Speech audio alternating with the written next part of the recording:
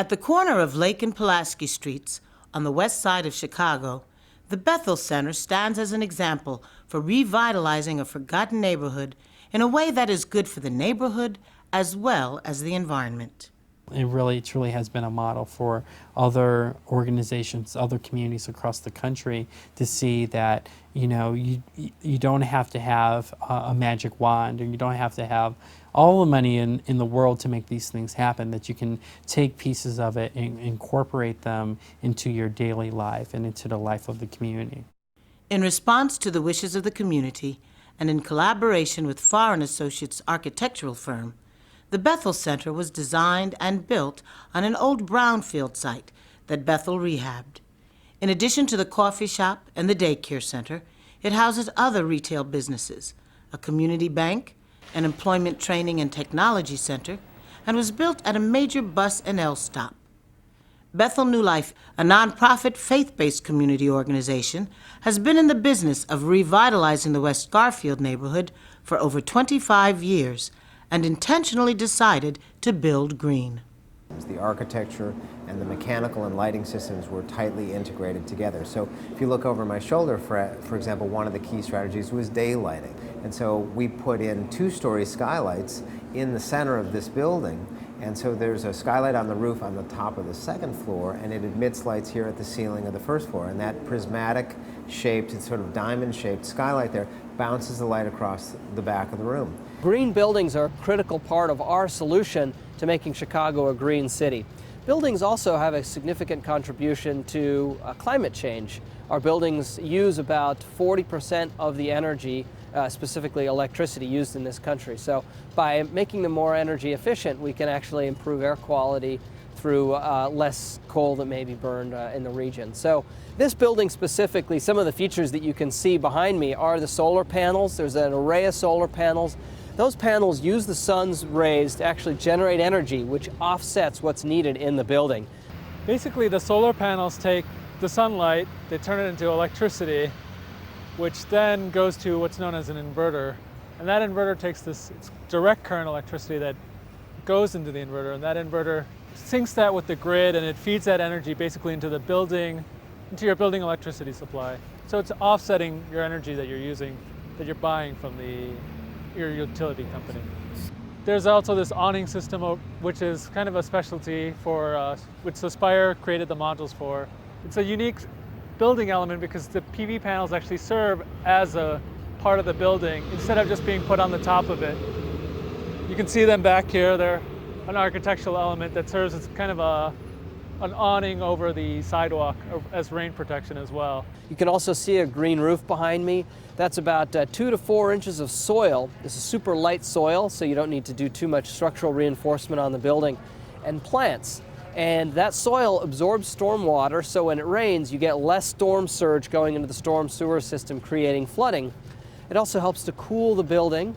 The green roof will be about 80 or 90 degrees in the summer, whereas a black roof will be about 160 degrees, so it makes it a lot easier.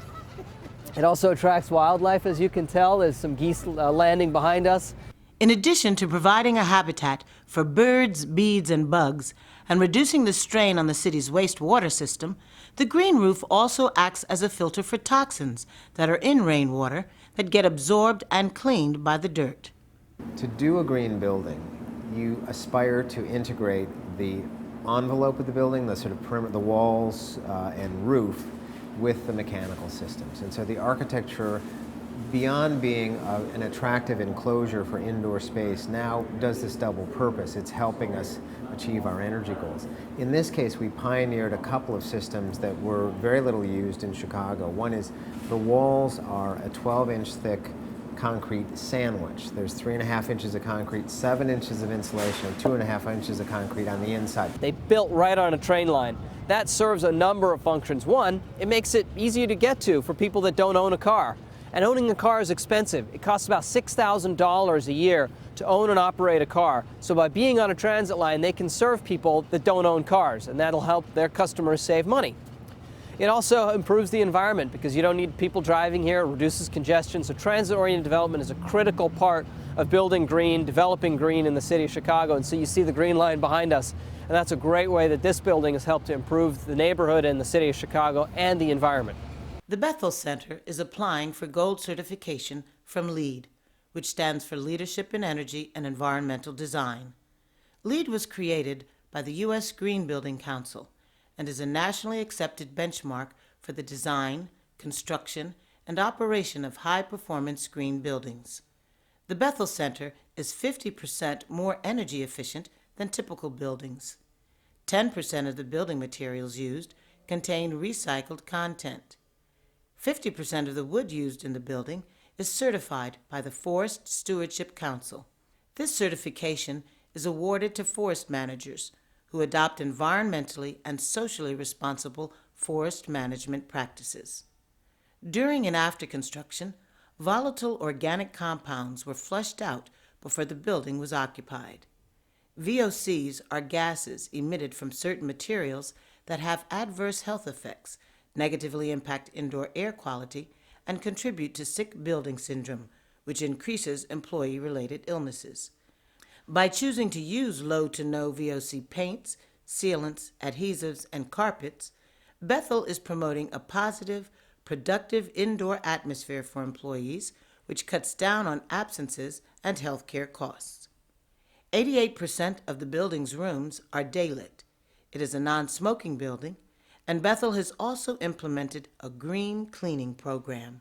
What I also see in green cleaning is the potential for some new green businesses out here, which is if we can teach the staff here on how to do green cleaning and the market's going in that direction, and you've been doing it a few years out of Bethel and you're the only one with experience, you're going to get the job. So anyway, that's another aspect of what we're doing here that I think will serve the community pretty well.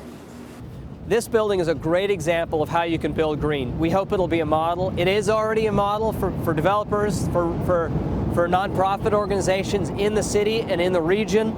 So we're really trying to use green building and the strategies represented here at Bethel New Life to serve as a model for other buildings in the city of Chicago.